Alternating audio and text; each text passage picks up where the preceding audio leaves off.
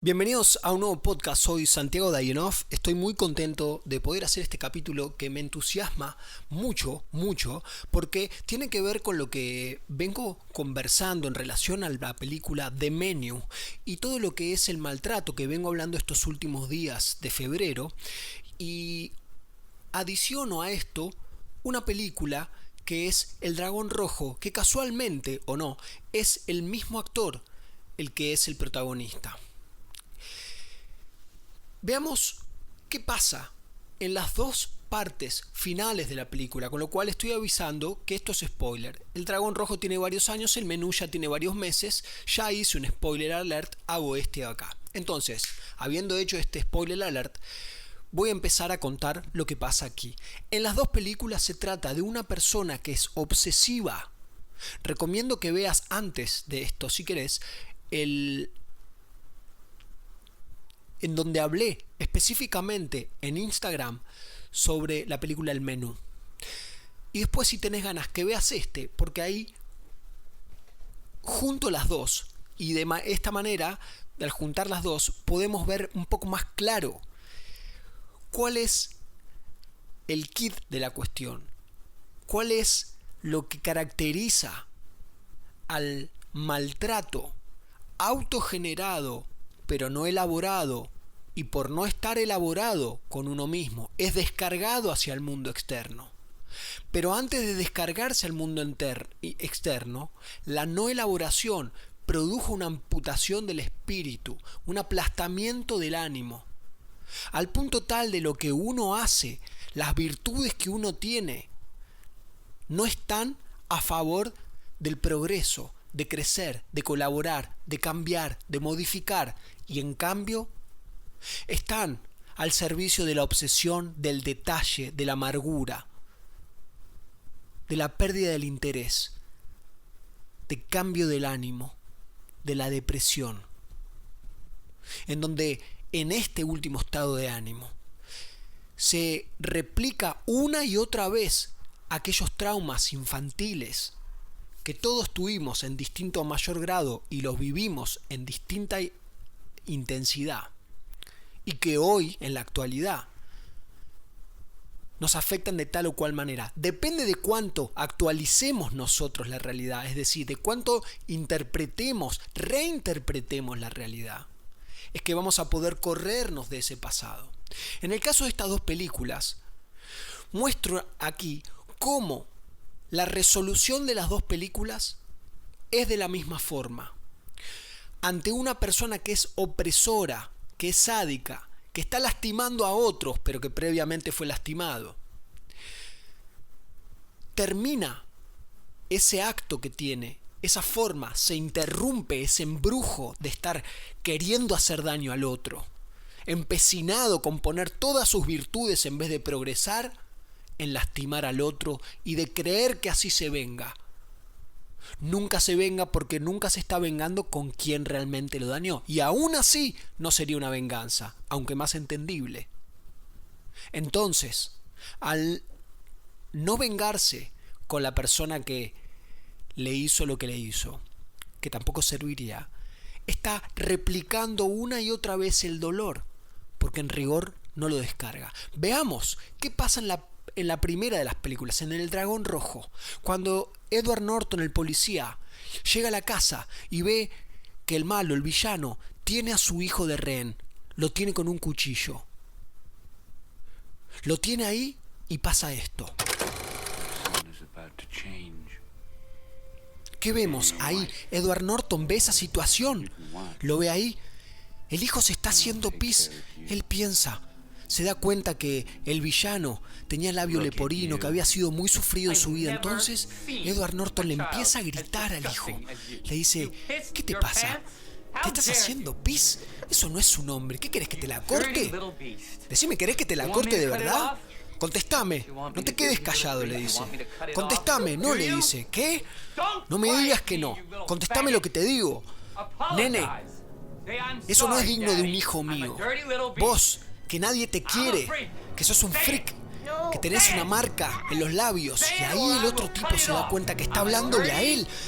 Y todos esos gritos que Edward Norton le hace a su hijo al villano le replican, y ahí se lo saca de encima y lo va a atacar a Edward Norton. Pero cuando lo va a atacar a Edward Norton, el villano vuelve a la actualidad. Va al pasado con todo lo que está escuchando de cómo Edward Norton trata a su hijo, y escuchar eso le hace acordar todo lo que lo trataron a él de esa manera. De esa manera está reinterpretando la realidad, está en la actualidad, conectándose con lo que le pasó en ese momento. Y cuando Edward Norton le dice "sos un freak", ya cambia, no le está hablando al nene, le habla al tipo, y el tipo ahí se saca al nene de encima, porque no es con él, es con el tipo, con Edward Norton, que lo está verdugueando, que es más parecido al que lo verdugueaba a él de chiquito. Y entonces se va a atacar. Edward Norton logra que su hijo esté a salvo, le dice "corre", y él se encarga. Después se agarran las piñas y hay que ver la película. Veamos qué pasa sobre el final del menú, que era un hombre que tenía a todo el mundo sometido en una circunstancia, no solo a los comensales, sino también a los cocineros. Había hecho que un cocinero se pegara un tiro enfrente de ellos.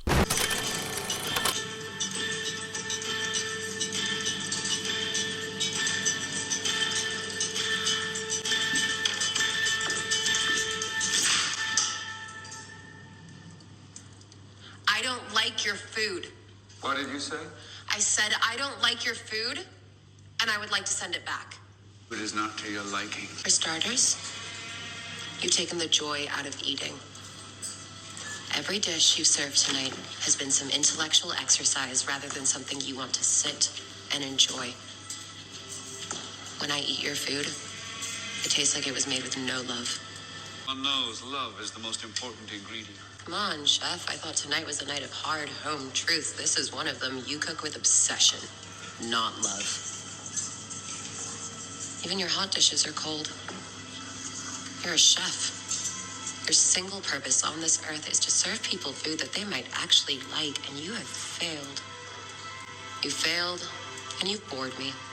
And the worst part is, I'm still fucking hungry.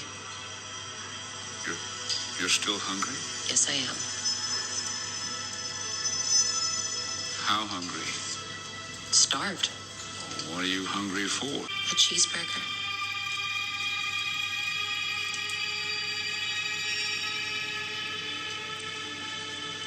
Yeah, we can do a cheeseburger. A real cheeseburger. Not some fancy deconstructed avant bullshit. A real cheeseburger. Well, I'll make you a very good, very traditional cheeseburger. I don't think you can. I'll make you feel as if you're eating the first cheeseburger you ever ate. The cheap one your parents could barely afford. Show me. Will that set me back? $9.95.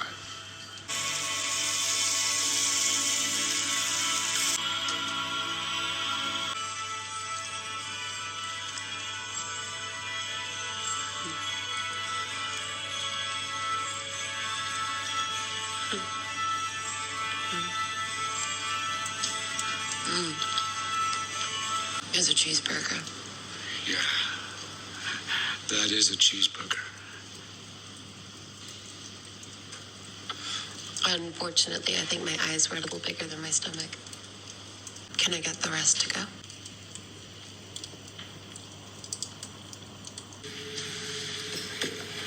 One cheeseburger to go. And a gift bag.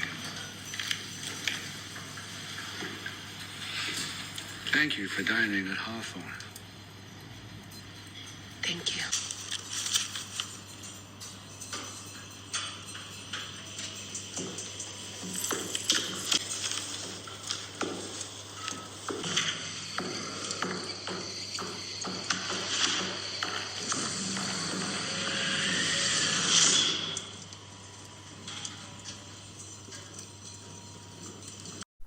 Ella le dice: sos un chef, tu razón es servir comida.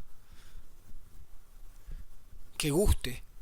Y ha fracasado. Lo empieza a humillar a él, de la misma manera que esa mujer que él señala en un momento. Lo humilla permanentemente, ¿Por qué? Porque a esa mujer ya la humillaba el padre cuando le pegaba. Y él se ponía frente al padre para que le clave una tijera a él y salvar a la madre. Pero la madre entró en depresión y entró en adicción y una y otra vez tomaba alcohol. Y para él nunca nada era suficiente. Porque para ella nunca nada era suficiente. Para la madre. Y además, para colmo de males, de pasar de hacer hamburguesas que a él le gustaba mucho hacer, se pone a hacer una comida muy específica, para los cuales convoca de repente a críticos de comida, a quienes nunca nada le es suficiente, justamente como a la madre. La madre y los críticos están homologados. Él, en lugar de decir voy a hacer hamburguesas porque es lo que me hace bien, o voy a dejar de cocinar, o voy a dejar a esta persona que yo intento satisfacer y no puedo porque ella sigue bebiendo. No es por lo que le pasó, es porque lo que sigue haciendo la perjudica. Entonces cuando ella le dice fracasaste, le da vuelta a la situación. Le dice, ¿sabes qué? Me quedé con hambre. ¿Cómo? ¿Te quedaste con hambre? Él, que se especificó al nivel de la obsesión, ya no de disfrutar hacer hamburguesas, al nivel de la obsesión, le dice, me quedé con hambre. ¿Qué querés comer? Una hamburguesa con queso. Ella había visto que él estaba sonriendo en un artículo de diario con hamburguesa con queso. ¿Y hamburguesa con queso? A él le cambia la cara. De repente él se da cuenta que puede cocinar. Sí, puedo hacer una hamburguesa con queso. Y se lo ve cocinando. Y se lo ve con la sonrisa. Se lo ve cuando se lo lleva y ella come y disfruta.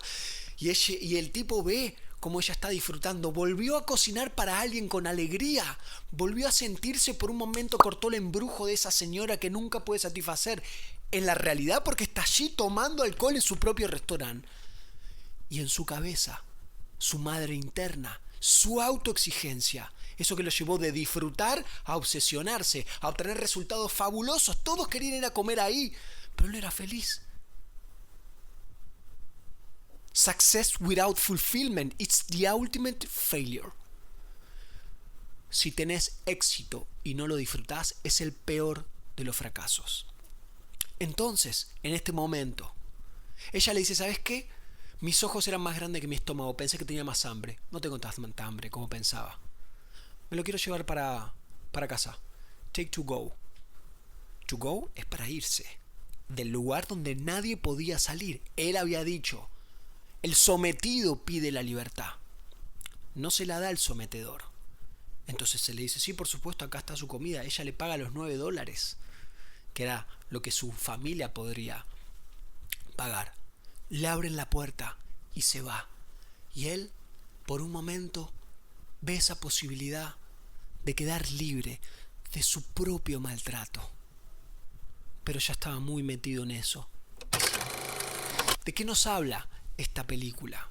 Bueno, de la dificultad que es desligarse paulatinamente, muy de a poco al hablar, de lo que fue la crianza que nos hizo mal, de las críticas que recibimos. Me saqué 9 y ¿por qué no te sacaste 10? Me saqué 10, es lo que corresponde, pero igual la semana pasada te sacaste 9. Con vos nunca nada es suficiente, etcétera, etcétera, etcétera. Eso en un momento de la vida, esa crítica recibida externa, en un momento se ¡pluc! Y entra. Y es vivida internamente. No, ¿para qué voy a hacer esto si yo no soy bueno en esto al final? Y uno no se da cuenta en ese momento que eso que se está diciendo a sí mismo viene de quien se lo dijo. Los que los criaron, los bullying, los envidiosos, los que en vez de decir, che, qué bueno esto que te está saliendo adelante, vamos con esto, no te dicen nada. ¿Tenés de esos? ¿En qué situaciones de sometimiento te das cuenta que estás? Pero, ¿en qué situaciones de sometimiento pones a otras personas? Esta es la clave. Si vos te das cuenta a quién sometés y lo dejás de someter, entonces te vas a dar cuenta mucho más claro cómo te someten a vos y cómo de esa forma vos pedís tu propia libertad. ¿Cómo? Se te va a ocurrir. Quizás sea volviendo a divertirte como esa persona hizo de vuelta una hamburguesa y se divirtió. Quizás alguien te dice, che, me estás haciendo mal, no me hagas mal. Como, tu comida no me gusta. Esto es Hollywood, pero pasa. Esto es una situación extrema, en donde Edward Norton, el policía, le grita a su hijo para que el otro se dé cuenta y que se sienta mal. Y acá a ella le dice, no me gusta tu comida, es una mierda, quiero una hamburguesa con queso, pero no esas hamburguesas deconstruidas de mierda, no, quiero una hamburguesa con queso americano podrido, lleno de colesterol. Bárbaro. ¿Qué cosas a vos te vuelven a divertir? ¿Qué cosas te hacen así? ¿Qué cosas te chispean acá adentro?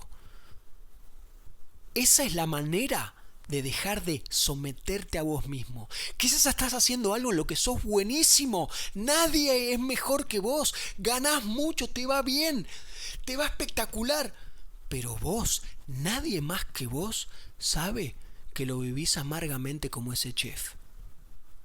Y peor aún quizás, las personas que más te quieren y te necesitan, tus hijos, tu familia, tus amigos, lo viven también. Y están subrepticiamente sometidos a tu humor. Sometidos a cómo vos te sometes a vos mismo. Por ejemplo, si te drogás sutilmente, poquito, los niños, hijos, se dan cuenta. Muy sutilmente se dan cuenta de tu humor, no sé si de la droga. Y están sometidos a tu propio sometimiento de maltratarte. Porque si querés dejás. Se puede. Y si no es droga, es porque el trabajo no te va como querés. O porque estás en un estado físico que no querés, pero comes todos los días lo mismo. Tenés las zapatillas para salir a correr, tenés los bosques para ir a caminar, tenés las bicis para ir a andar, tenés miles de herramientas en internet para hacer en tu casa. Te sometés, te maltratás y te quedás en una situación. Cuando uno se disciplina en algo, todo el resto de las cosas se acomodan. Como el dicho, los melones se acomodan en el camión cuando empieza a andar. O cuando vos ves a alguien que se le quedó el auto y está esperando a ver si alguien lo ayuda, nadie se le acerca, pero por ahí porque no saben, por ahí porque no quieren. Cuando el tipo solo empieza a empujar el auto, se le suman de a 3 o 4. Aunque no tenga fuerza, aunque te duela algo, te querés sumar, porque te identificás. Identificate con vos de una nueva manera. Y sé dueño de eso todos los días. Todos los días. Y vas a ver cómo las cosas después cambian. Adelante. Gracias por escuchar.